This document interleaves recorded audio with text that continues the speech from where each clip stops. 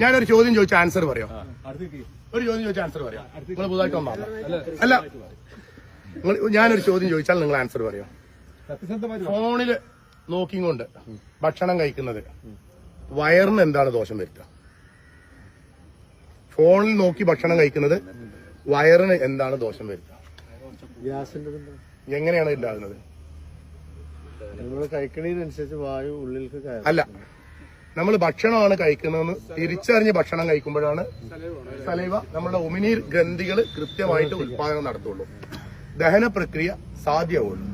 Mobile നോക്കിക്കൊണ്ടും T V കണ്ടുകൊണ്ടൊക്കെ ഭക്ഷണം കഴിക്കുന്ന സമയത്ത് ശരീരത്തിന്റെ ഈ ഹോർമോണൽ ബാലൻസ് തെറ്റിപ്പോകും.